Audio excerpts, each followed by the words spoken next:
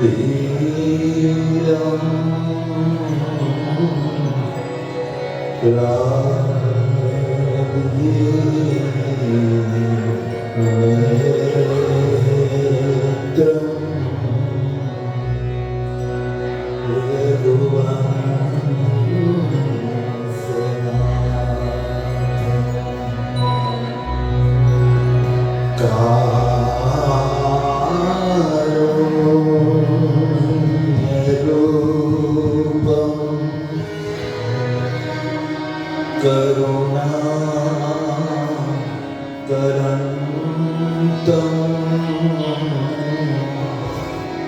Sri Ramachandram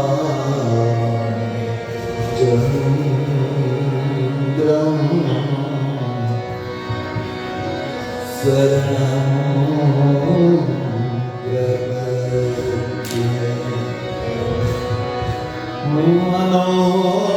Manojvam Marutulya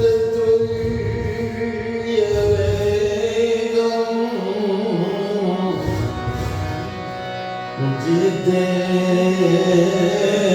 Jitendriyam Buddhimatam Varishtam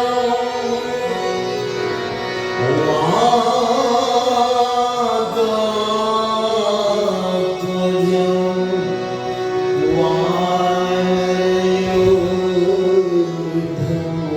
Vayodhamokhyam Sri Ramdutam Saranam Prapatye Sri Guru Charana Sarojaya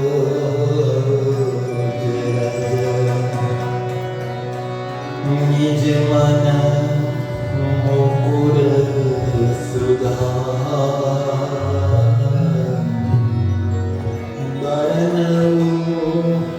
Raghuvar Vimalayasya Jogayak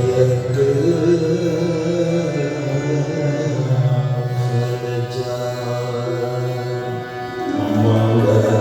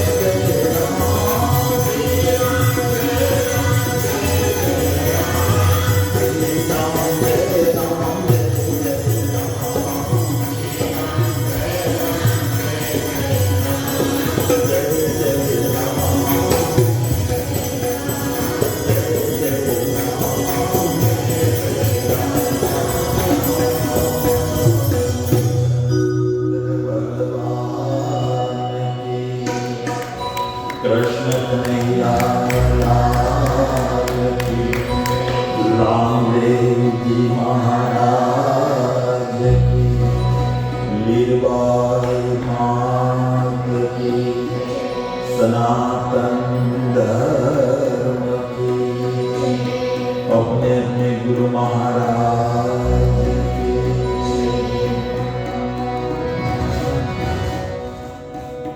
તમને બધાને બરોબર સંભળાય છે કે ત્રાસનું જ લાગતો? આ કાર્યક્રમ આયોજન કરવા માટે મેં વિમલજીભાઈને, દીપકભાઈને બધાને ફોન કરેલા. વિમલજીભાઈ કે બાપુ થવું જ જોઈએ, અષાઢી બીજ ને મોટો તહેવાર, તો આપણે બધા એ નિમિત્તે એક સનાતન ધર્મના આદેશ મુજબ આપણે બધા ભેગા થાય. તો એ નિમિત્તે આપણે આયોજન કર્યું છે. આપણે પ્રયાસ કરીએ કે લોકોને વધારે લાભ મળે, વધારે લોકો આવે. ધીરે ધીરે આપણે કરતા રહીશું તો લોકોને આવવાની ઈચ્છા થશે. નહીતર બધા સૌના પ્રવૃત્તિઓમાં બધા બિઝી હોય છે, કોઈને સમય નથી હોતો. મને તમને આપણા વડીલોએ આ વારસો આપ્યો છે અને આપણે એ વારસો ચલાવતા ચલાવતા એટલે પહોંચ્યા છે. હવે આપણી ડ્યુટી બને કે આપણા બાળકોને આપણે આ વારસો આપીએ. કાલ સવારે આપણે ન હોઈએ પણ આપણી આ સનાતન પરંપરા જીવિત રહે. નહીતર ધીરે ધીરે આ બધું અસ્ત થવા માંડે. ધીરે ધીરે ધીરે આ બધું પેલું થતું જાય. તો અત્યારે મારે તમારે જાગૃત થઈ અને આપણી પ્રવૃત્તિઓ, આપણી સનાતન પરંપરાની પ્રવૃત્તિઓ જળવાઈ રહે. મને બધી બહેનો, બધા ભાઈઓ ખૂબ ફોન કરીને કહેતા હોય છે કે બાપુ આ થવું જોઈએ, નહીતર આ બધું અસ્ત થઈ જશે, એટલે કે નાશ થઈ જશે. આપણે નહીં કરીએ તો ધીરે ધીરે ધીરે ધીરે ભૂલાતું થાય.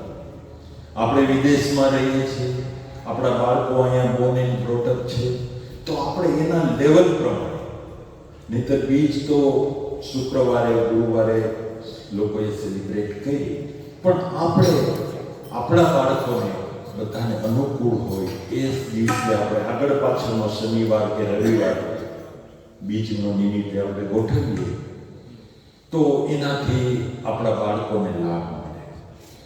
તમે તમારા બાળકોને અહીંયા લઈ આવો અને પછી અમારી ડ્યુટી બને કે એને કઈ રીતે અમારે રસ્તો બતાવો. કારણ કે ઘણી વખતે આપણા બાળકો નથી આવતા એનું કારણ શું છે કે બોર થઈ જાય છે, એને મજા નથી આવતી. કારણ કે એને થોડું સંગીતમય વાતાવરણ જોઈએ, થોડો પ્રેમ જોઈએ. આ બધું આપણે આપતા રહીશું ને તો આપણા બાળકો આવશે.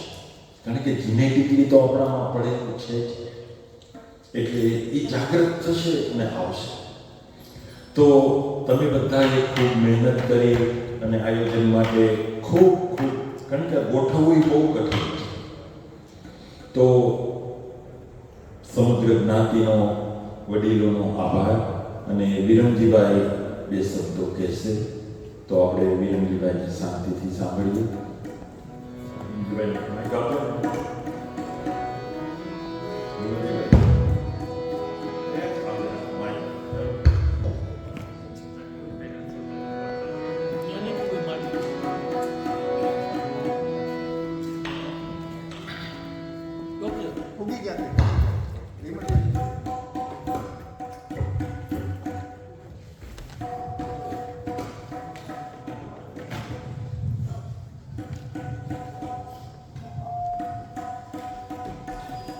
આષાઢી બીજના દિવસે આપણે જ્યારે ભેગા થયા ત્યારે રામદેવ બાબા દેવભાઈ હનુમાનજીને વંદન કરી અને લંડન લાઈફ કોમ્યુનિટી એસોસિએશનના ભાગરૂપે તમે બધાનું હું સંસ્થા વતી સ્વાગત કરીશ.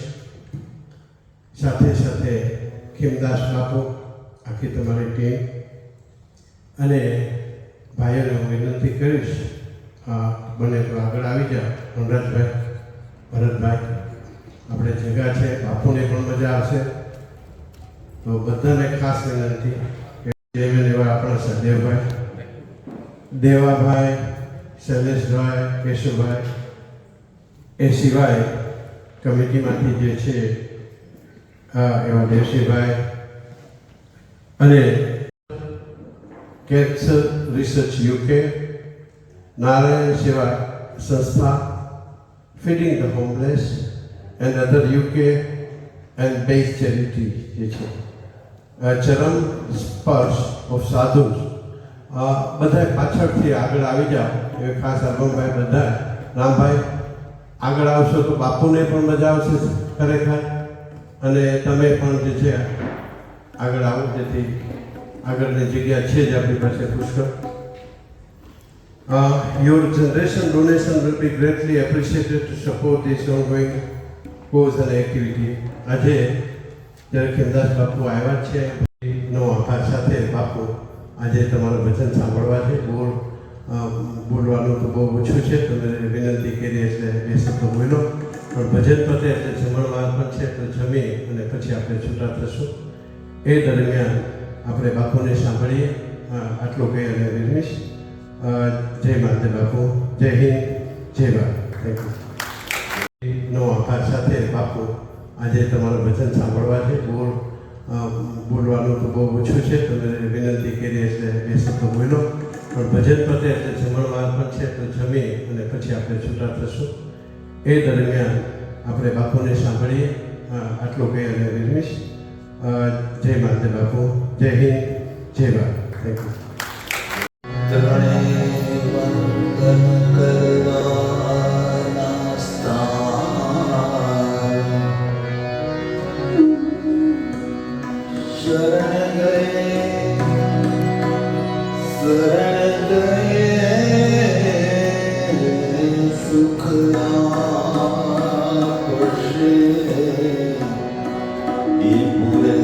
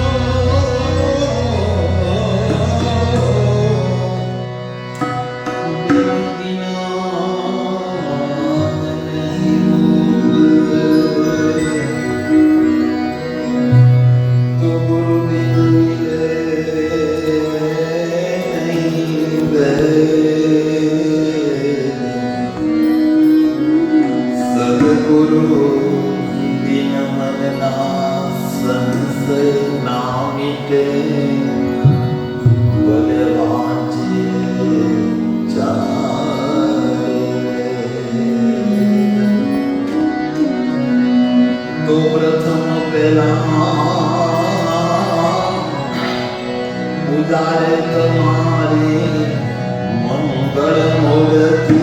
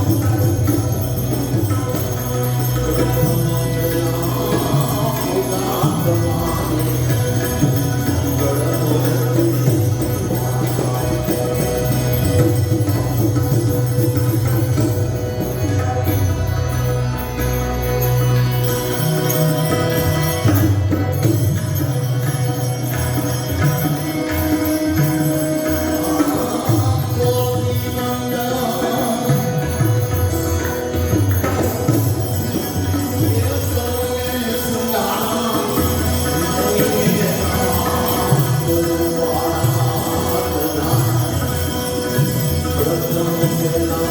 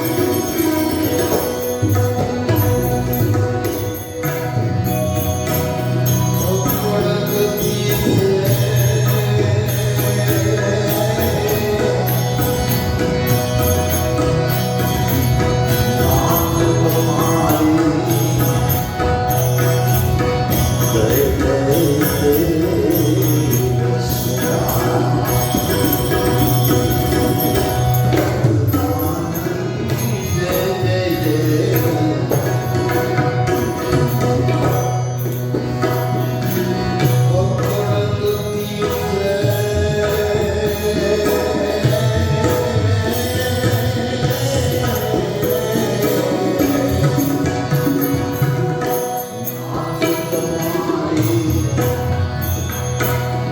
જય જય દેવનાથ નામની જય જય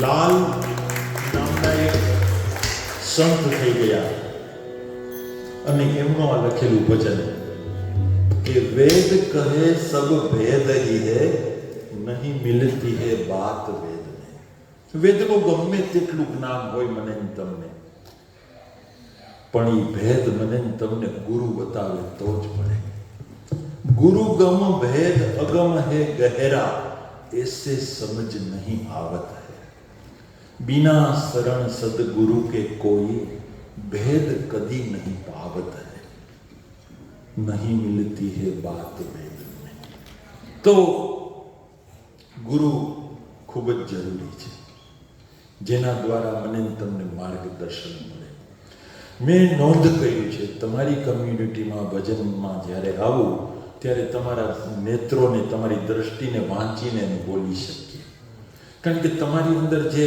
દેશી લઢણ જે દેશી ભજન જે પડેલા છે એ તમારી અંદર જીનેટિકલી પડેલું છે નાનું તમારું બાળક હોય તો એ રહેતું હોય તો શાંત થઈ જાય દેશી ભજન આટલા પ્રિય આપણે બૈડા પંથકમાં આપણા સૌરાષ્ટ્રમાં બધી બાજુ એવું કેવું ના પડે કે ભાઈ શાંતિ રાખો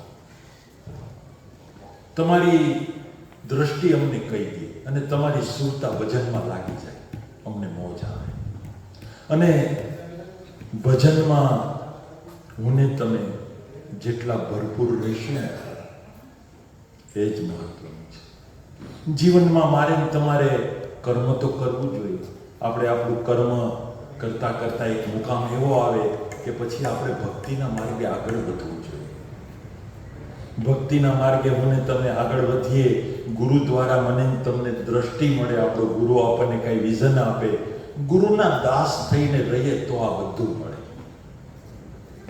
જેવી રીતે જેસલ જાડેજો સોનગઢમાં સાસત્યાને ત્યાં એના ભાભી એમને જે કટાક્ષમાં વાત કરેલી કે જેસલ તમે જો એવા સુરવીર હો તો કાઠિયાવાડ સૌરાષ્ટ્રમાં તોરલ તોડી ઘોડી તલવાર અને તોરલની પાંગડી જો આટલું લઈ આવો ને તો હું તમને શૂરવીર કહું હવે શૂરવીર માણસ અને એને કોઈ આવી ચેલેન્જ મારે તો એ પાછી બેની ન કરે અને કહે છે કે જાડેજો જાય છે સોનગઢ આવે છે જાડેજો એને તો ઉપાડી જ જવું હતું. એટલે સમાચાર મેળવી લીધા કે સાસત્યાનું ઘર ક્યાં છે, અને જ્યાં સાસત્યાનું ઘર હતું ત્યાં છુપાઈ ગયા. અને એ જ દિવસે સાસત્યાને ત્યાં રામદેવજી મહારાજનો પાઠ, ગત ગંગા આરાધ કરે પાઠમાં, બધા પાઠમાં બેસેલા છે. અને જાડેજાએ સમય જોઈ અને દિવાલ તપી અને જ્યાં કૂદકો માર્યો ત્યાં ઘોડી બાંધેલી હતી ને ઘોડીની ગમાણમાં પડ્યા જાડેજા. હવે ઘોડી પાણી આવી એટલે એક જ ઝાટકે એને ખીલો ઉપાડી લીધો અને ઘોડીનો અવાજ ફળિયામાં થવા માંડ્યો. એટલે ગતગંગા બધા સાસત્યોને બધા જાગૃત થઈ ગયા. એટલે તરત કહે છે કે ભાઈ ઘોડીએ તોડાયું છે, જાઓ ને કોઈ ઘોડીને બાંધી આવો. એટલે એક ભગત જાય છે અને ઘોડીને પકડી અને જ્યાં એની ગમાણ હતી, જ્યાં બાંધવાની હતી, ત્યાં ખીલો ધરવાનો હતો. બાકી એક પથ્થર લીધો, હાથમાં ખીલો લીધો અને એ અંધારામાં ખીલો મારી દીધો એ ભગતે. અને ઘોડી ત્યાં ઊભી રહી. ગતગંગા અંદર ગઈ અને બધાએ આરાધ માંડ્યો. પછી એમ કહે છે કે પાઠની પૂર્ણાહુતિ થઈ અને એક માણસનો પ્રસાદ વધે છે. એટલે તોરલ હાથમાં થાળી લઈ અને ફળિયામાં આવે છે કે ભાઈ કોઈ દિવસ આવું બનતું નથી અને આજે એક આત્માનો પ્રસાદ અહીંયા છે, તો તમે કોઈ ક્યાંય છુપાયેલા હો તો આવો, તમારો પ્રસાદ લો. ત્યારે જાડેજો ગમાણમાંથી કહે છે કે હું કેમ આવું, મારા હાથમાં મેઘ મરાઈ ગયો. મેઘ એટલે ખીલો. ખીલો એના હથેળી થ્રુ જમીનમાં દબાઈ ગયેલો, એને ઓહકાર કર્યો. અને પછીથી ખીલો ઉપાડે છે અને જાડેજો પ્રસાદ લેવા આવે છે. એટલે જમણા હાથમાં ખીલો લાગેલો. એટલે જાડેજાએ ડાબો હાથ લાંબો કર્યો. તોરલ કે ડાબા હાથમાં પ્રસાદ ન લેવાય બતાવ્યો અને પ્રસાદ મૂક્યો ત્યાં. હાથ હતો એવો સરસ થઈ ગયો. પણ જાડેજો તો અહંકાર, વચન આ બધું એમાં ધરબાયેલું હતું. આ પરચો મળ્યો છતાં એ જાગ્યા નહીં. એટલે સાસત્યો જાડેજાને પૂછે છે કે ભાઈ આવી રીતે છુપી રીતે આવવાનું શું પ્રયોજન? તમે માગો એ અમે આપીએ, આવી રીતે ન અવાય બાપ. તો કે હું માગું એ આપશો? તો કે હા.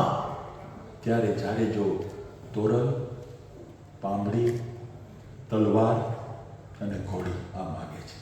ત્યાં કે દીધું જાડેજાને. સાસત્યો કે આપી દીધું.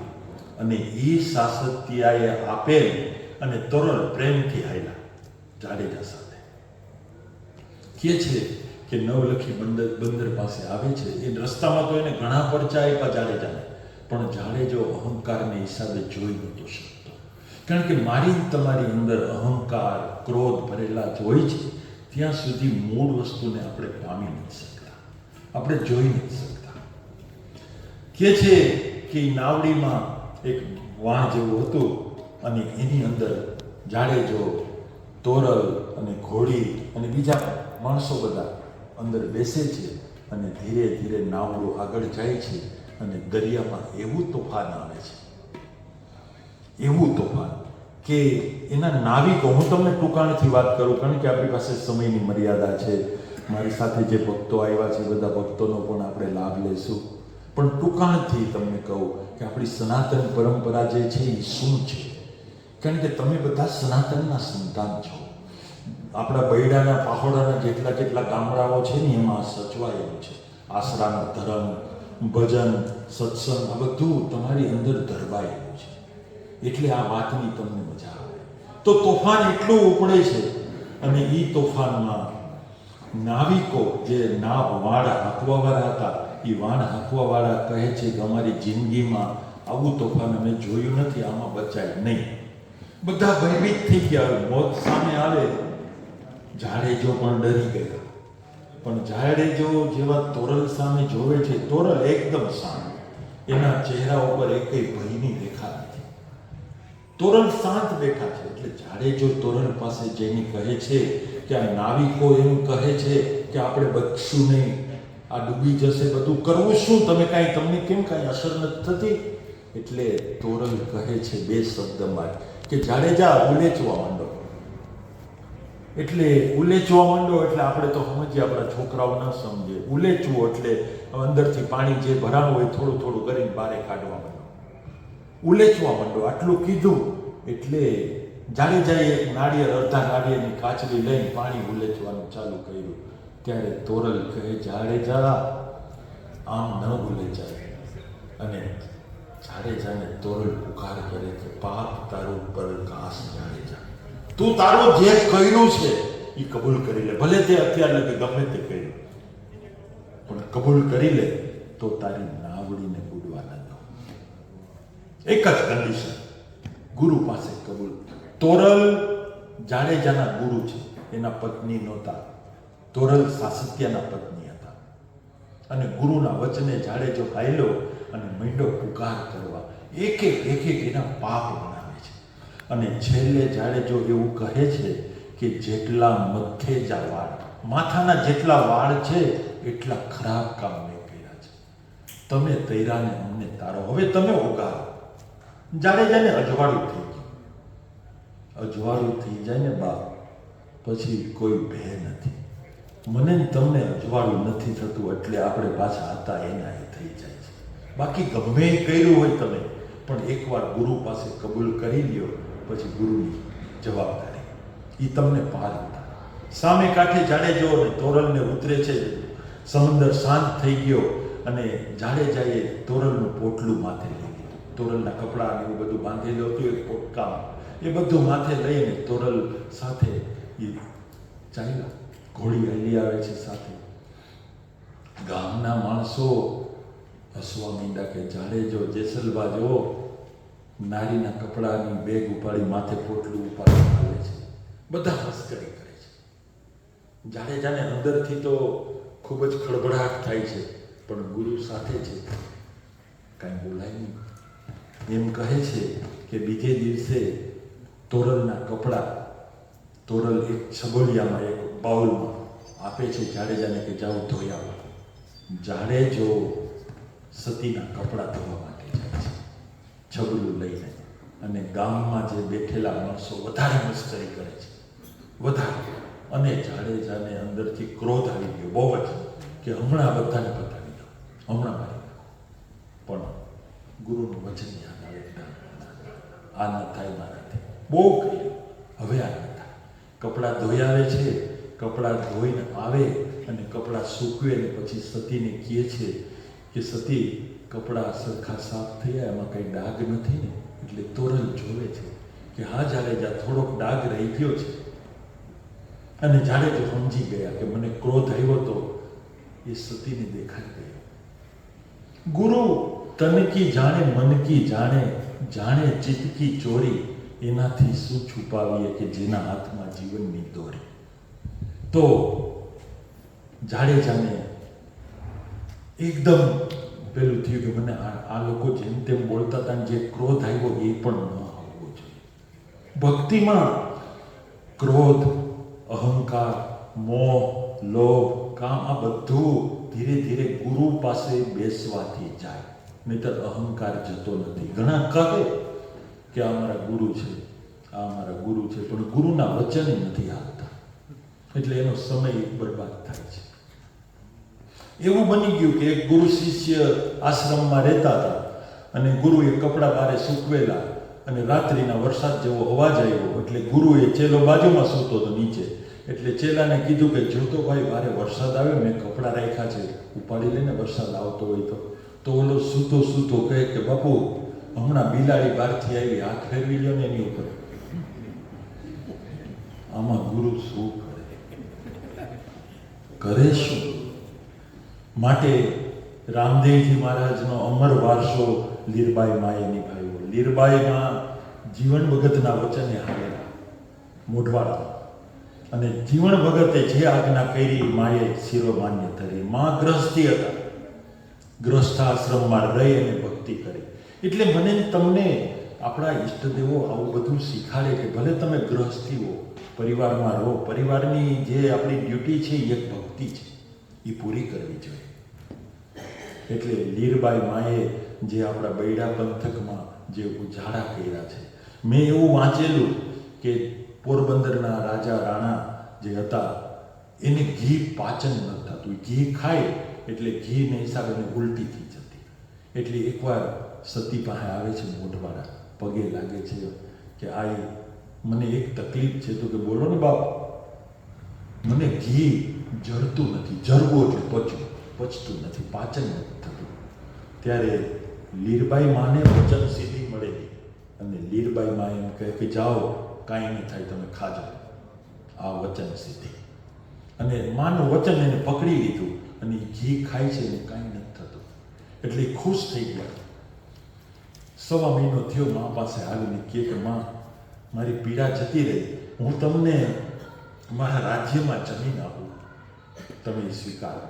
એટલે લીરબાઈ માને 100 સાતીની જમીન કંડોણા આપેલી રાણાએ. કારણ કે આવા સતીને સુરા ન હોય ને તો હાલે નહીં આ બધું. એટલે રામદેવજી મહારાજનો જે પાઠ હોય, રામદેવજી મહારાજની જે પરંપરા હોય, બીજ ઉજવાય છે ત્યાં મોઢવાડે. અને લીરબાઈ માના ભક્તો બધા રામદેવજીના ઉપાસક છે. લીરબાઈ માની પણ ઉપાસના રામદેવજીની. અને જીવન ભગતે પરબમાં જોડી ફેરવેલી, કાવડ ફેરવેલી. અને એ જીવન ભગત પરબમાંથી દીક્ષા લઈને આવેલા અને મોઢવાડામાં આવીને રહે છે. શરૂઆતમાં મોઢવાડામાં આવે છે તો ત્યારે મોઢવાડામાં એક બાવાની વાવ કહેવાય છે, ત્યાં બાજુમાં એક નાની ઝૂંપડી જેવો ત્યાં રહે છે જીવન ભગત. અને લીરબાઈનો પરિવાર પહેલેથી જીવન ભગતની ભક્તિમાં લીન. અને લીરબાઈમાં કાયમ જીવન ભગતને ત્યાં જાય અને જીવન ભગત પાસેથી ગુરુગમ મેળવતા.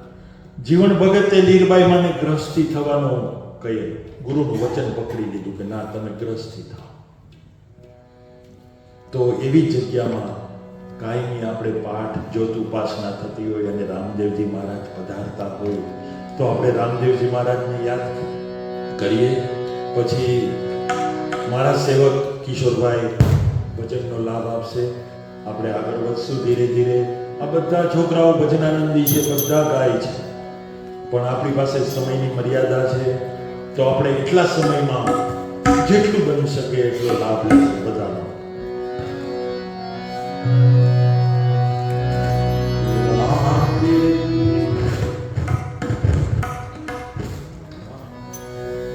દીપકભાઈ આવો. ભજન પછી ઓકે.